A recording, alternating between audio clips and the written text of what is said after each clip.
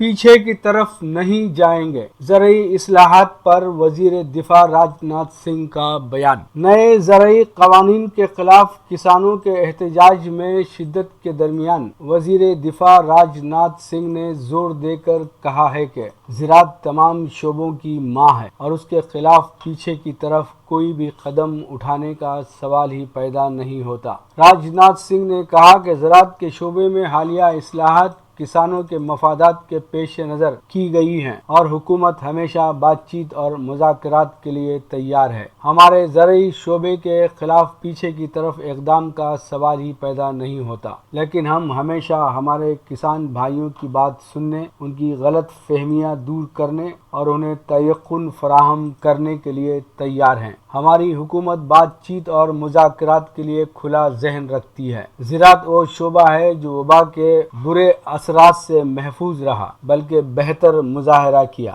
ہماری پیداوار اور خریدی بہت اچھی رہی اور ہمارے گودام بھرے ہوئے ہیں۔ ہزاروں کسان زائد از 2 ہفتوں سے دہلی کی سرحدوں پر احتجاج کر رہے ہیں اور 3 نئے زرعی قوانین سے دستبرداری کا مطالبہ کر رہے ہیں۔ اس دوران پنجاب کے بی جے پی قائدین کے ایک وفد نے سینئر پارٹی لیڈر اور وزیر راجناتھ سنگھ سے ملاقات کی اور اس مسئلے پر بات چیت کی۔ سمجھا جاتا ہے کہ پنجاب کے قائدین کسانوں کے جاریہ ایجیٹیشن کے بارے میں بات کی ہے۔ احتجاجی کسانوں میں بیشتر کا تعلق پنجاب سے ہے۔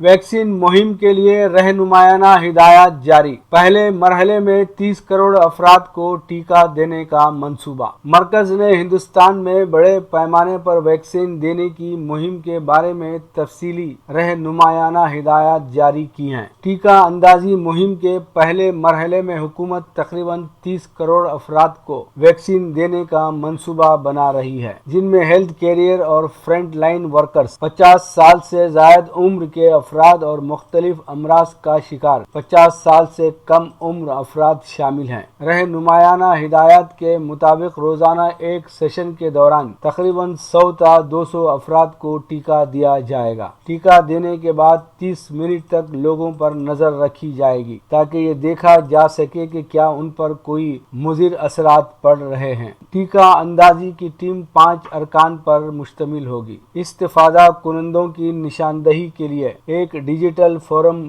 Covid vaccine intelligence network system کا استعمال کیا جائے گا۔ اس ویب سائٹ کوون پر رجسٹریشن کے لیے 12 فوٹو شناخت کی دستاویزات بشمول voter ID, Aadhaar card, driving licence, passport اور پینشن دستاویز درکار ہوگی۔ ٹیکہ اندازی کے مرکز پر صرف ان افراد کو ٹیکہ دیا جائے گا جن کا پہلے سے رجسٹریشن ہوگا۔ برسرے موقع پر رجسٹریشن کی کوئی گنجائش نہیں ہوگی۔ ریاستوں سے کہا گیا ہے کہ وہ ایک ضلع کے لیے ایک مینوفیکچرر سے ویکسین الاٹ کرائے۔ اس بات کو یقینی بنانے کے لیے تمام اقدامات کیے جائیں گے کہ ویکسین پر سورج کی روشنی راست طور پر نہ پڑے۔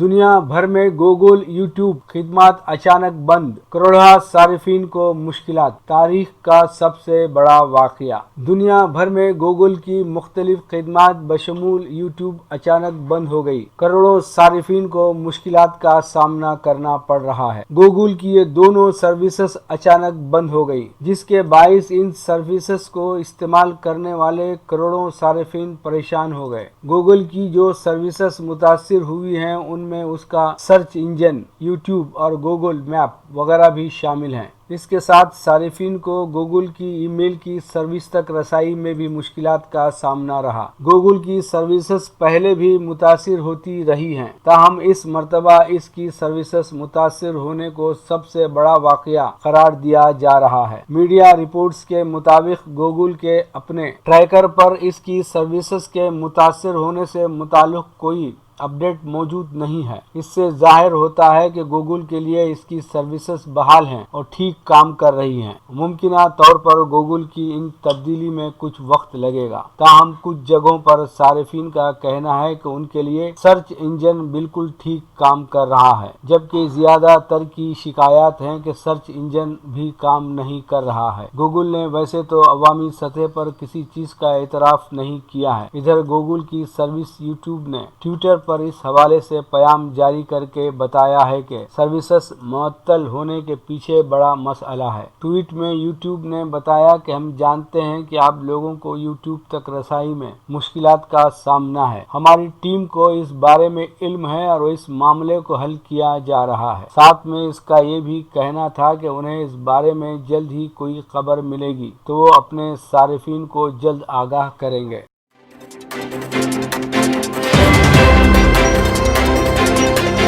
مکتوب ریاض من جانب کے واصف ریاض۔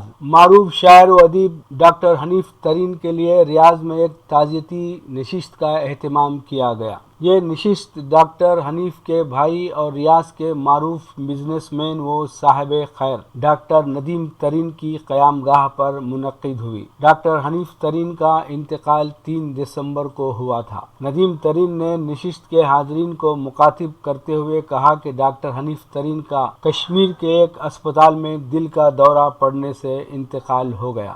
وہ کچھ عرصہ قبل دہلی سے کشمیر گئے تھے۔ ندیم ترین نے ڈاکٹر حنیف ترین کی حیات، ادبی مشاغل، شاعری، قیام سعودی اور ان سے جڑی یادوں کا اعادہ کیا۔ سابق صدر جامعہ ملیہ اسلامیہ المنائز ایسوسی ایشن ریاض جناب غزال مہدی نے ایک مقالہ پیش کیا جس میں انہوں نے ڈاکٹر حنیف ترین کی شخصیت اور شاعری کا تفصیلی جائزہ پیش کیا۔ اس تعزیتی نشست میں جن دیگر حضرات نے اظہار خیال کیا اور مرحوم کو خراج پیش کیا ان میں ڈاکٹر شمیم، ڈاکٹر مصباح العارفین، محمد زیغم خان، خورشید انور، سید آفتاب نظامی، ڈاکٹر دل نواز رومی، خورشید ترین خان، معراج محمد خان، سعد ترین وغیرہ شامل تھے۔ تمام مقررین نے ڈاکٹر حنیف ترین کو ایک حلیم الطبع، خوش اخلاق، خلوص کا پیکر، ملت کا درد مند، اردو شاعری کی بلند اور طاقتور آواز اور ایک حق کو انسان قرار دیا۔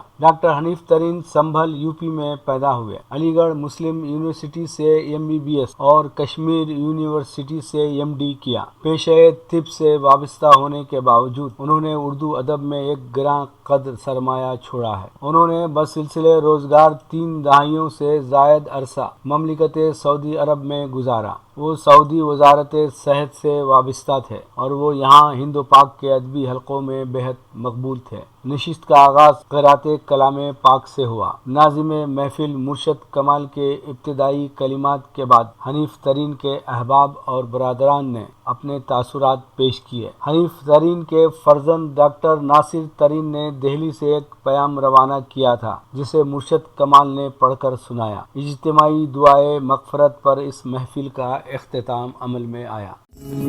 لیجیے اب پیش ہے ہمارا پروگرام وقفہ ادب۔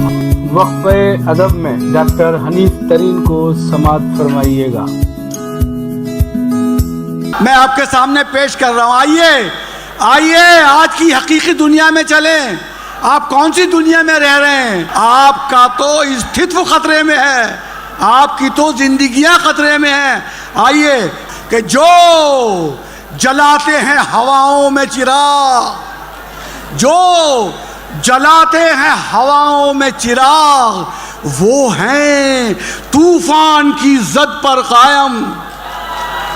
اور شعر سنیے کہ ہمارے دور نے چیخ اور پکار دیکھی ہے، ہمارے دور نے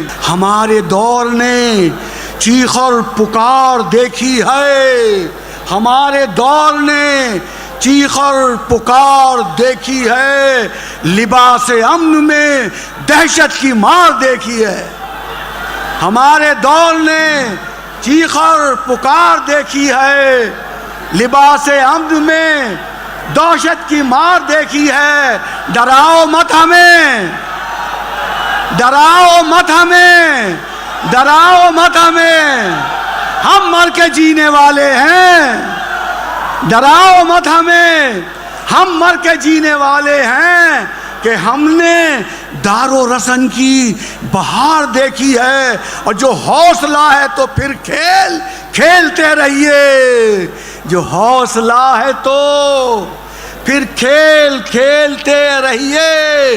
شکست آپ نے کیا پہلی بار دیکھی ہے؟ ڈراؤ مت ہمیں، ہم مر کے جینے والے ہیں کہ ہم نے دار و رسن کی بہار دیکھی ہے، جو حوصلہ ہے تو پھر کھیلتے رہیے۔ شکست آپ نے کیا پہلی بار دیکھی ہے؟ اور حنیف وقت کی رادھا کو کیا نچائے گا؟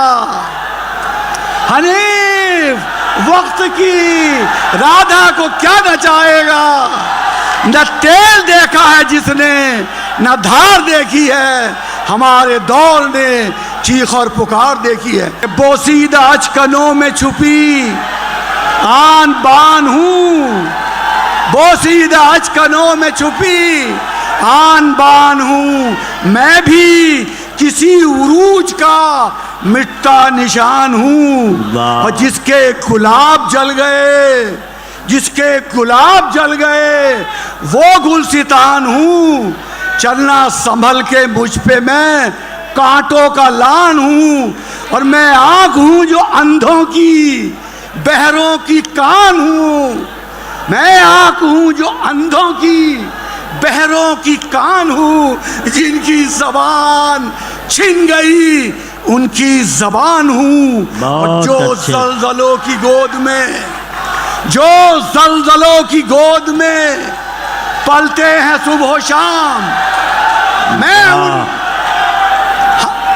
جو زلزلوں کی گود میں پلتے ہیں صبح و شام، ان آتشی پہاڑوں کا میں ایک جہان ہوں، اور گولی کے سامنے ہے جو پتھر لیے حنیف، میں ان جیالے بچوں کی جرات کا مان ہوں، بوسیدہ اچکنوں میں چھپی آن بان۔ بہت شکریہ، بہت شکریہ۔